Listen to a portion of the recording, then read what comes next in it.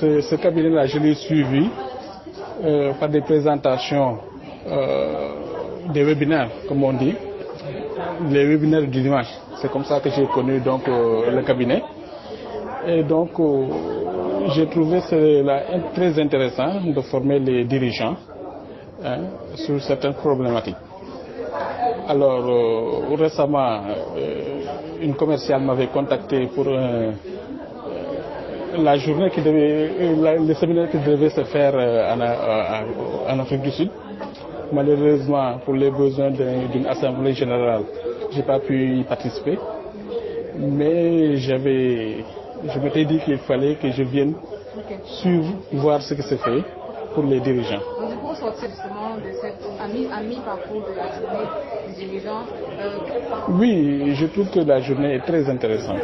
En réalité, le job de dirigeant n'est pas très facile.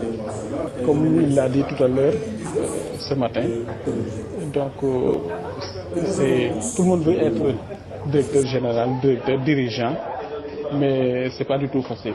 Et on a vu ce matin que c'est un job où il y a plein de difficultés, de douleurs, comme on dit. Donc on passe à chaque fois, toutes les 15 minutes, d'une émotion à une autre. C'est pas facile, vous voyez, de gérer tout ce stress-là. Mais donc pour cette matinée, on a vu qu'il y a quand même des outils qui permettent donc aux dirigeants d'améliorer. Si le directeur général est supposé... Eman Kapo, je suis le CEO de DTC Executive Education. On est une entreprise qui fait partie d'un groupe. Et ce que nous faisons en DTC Executive, c'est de créer des contenus dédiés à l'accompagnement, à la capacitation des dirigeants d'entreprises. Nous organisons régulièrement des Executive Leadership Workshops. Et puis, nous accompagnons beaucoup d'entreprises dans plusieurs secteurs, que ce soit la banque, les assurances, les aéroports, l'aéronautique, la logistique, etc. Voilà. Donc, et on s'est posé la question de savoir mais pourquoi ne pas créer une journée dédiée à des dirigeants où nous parlons des enjeux de direction générale, où nous voyons comment est-ce qu'on devient directeur général, comment on arrête d'étouffer tout seul. Quels sont les 2-3 cas solutions qu'il faut se dire à partir de l'expérience vécue par d'autres personnes, à partir de l'expérience vécue par nous-mêmes, à partir de ce qui devrait être fait et qu'on ne fait pas, pour pouvoir facilement porter les enjeux de direction générale. C'est ça qui a motivé la création et l'organisation de ces journées qu'on appelle des NCOD, que nous déroulons dans 12 pays africains. On commence aujourd'hui par Dakar, le 26 octobre, donc du coup au Radisson. On est très heureux par la qualité des discussions, des échanges entre différents acteurs, entre les dirigeants, les témoignages, on a pu voir dans les panels, etc. Que, ben, tiens, oui, il est possible de porter efficacement le job, mais il faut se remettre à jour. Il faut arrêter de se faire des illusions par rapport à ce qu'il faut pour devenir directeur général. Il faut travailler à s'optimiser, à augmenter, à élever sa capacité à s'adapter au job, parce qu'il faut être agile quand on est dirigeant.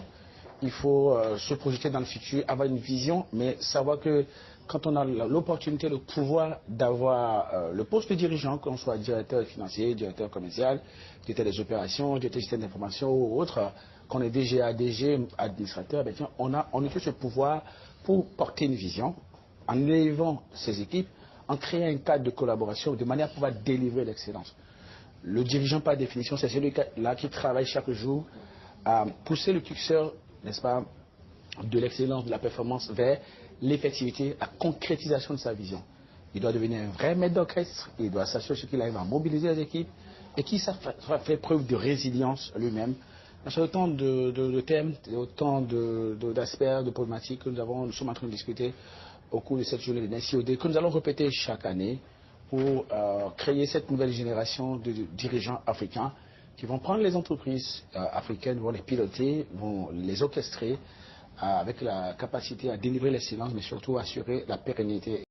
Après, on a toujours une vision panafricaine qui est d'amener les dirigeants africains, accompagnés par des Africains, et créer l'émulation en termes de développement, de dynamique économique, sociale au sein de l'Afrique. Donc, quand on a une telle vision, au lieu de la crier, il faut la décrire. Il faut l'écrire Et il faut schématiser, structurer et designer pour que les Africains dirigeants d'aujourd'hui et les dirigeants en devenir puissent avoir de quoi, en termes de support, s'appuyer. J'ai commencé à travailler avec HNC depuis 2020. À l'époque, j'étais DGA dans une banque de la place et j'avais eu Herman, le directeur de HNC, en tant que coach dans le pilotage des activités commerciales. Et donc, au-delà du coaching, il reste un leader et il nous inspire.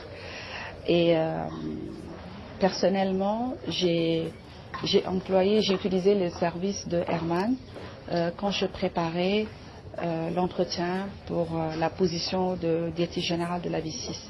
Et donc, il m'a accompagné pendant tout le processus de recrutement pour pouvoir réussir. Et il m'a donné les outils, les astuces qu'il fallait pour convaincre le recruteur à valider ma candidature. Et donc, c'est tout un accompagnement. Et dans ma position de DG, on fait des séances pour l'accompagnement, pour piloter la performance. C'est très important parce que aujourd'hui, je pense qu'il y a également, j'ai voulu partager parce qu'aujourd'hui, j'ai 80% de mon comité exécutif qui m'a accompagné et c'est pour leur faire profiter de cet accompagnement de HNC. Jusqu'à présent, moi, j'ai utilisé les services, comme je disais, quand j'occupais notre fonction et Herman m'a aidé à progresser, à réussir l'entretien pour occuper la position de DG.